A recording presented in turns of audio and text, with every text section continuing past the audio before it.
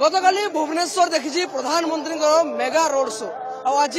भरतपुर अंचल रे road show करुचंती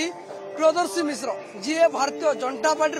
उत्तर प्रार्थी रही भरतपुर गली कंदी बुलुचंती लोकों पाखक जाउचंती विभिन्न प्रसंग नहीं लोकों सहित आलोचना करुचंती रैली करुचंती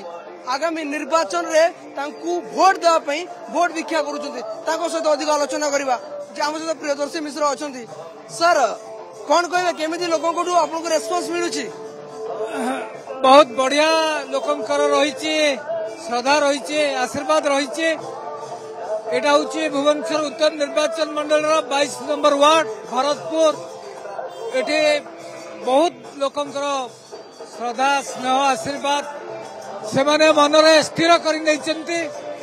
शासन को परिवर्तन करेंगे और निश्चित भाव में भारतीय जनता पार्टी प्रार्थी हिसाब से मत आशीर्वाद करेंगे यही आशा और विश्वास मोर रही। सर गतकाली प्रधानमंत्री विशाल रोड शो करिसेंती आज आप रैली करूछंती प्रधानमंत्री रोड शो केते इंपैक्ट पकेबनी भाबुचंती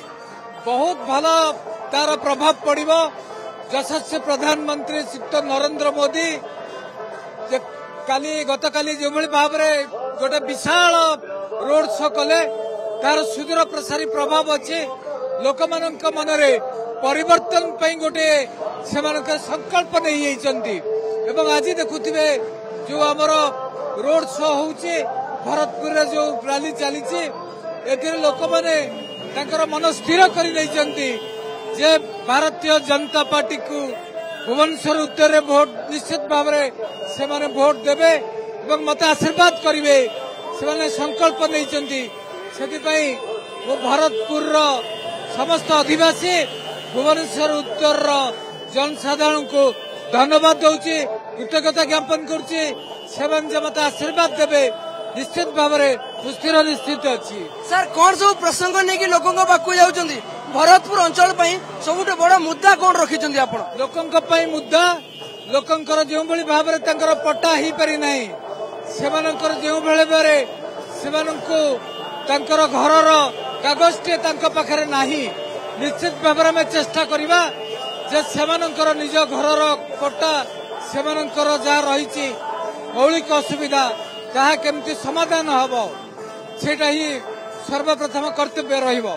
निश्चित भाव में आलोचना करुले प्रियदर्शी मिश्र सहित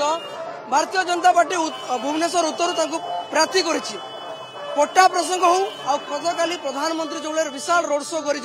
तार मध्य प्रभाव रहिबो और निश्चित भाव में लोक प्रति आशीर्वाद ज्ञापन करेंगे भोट देवनी से कामना कर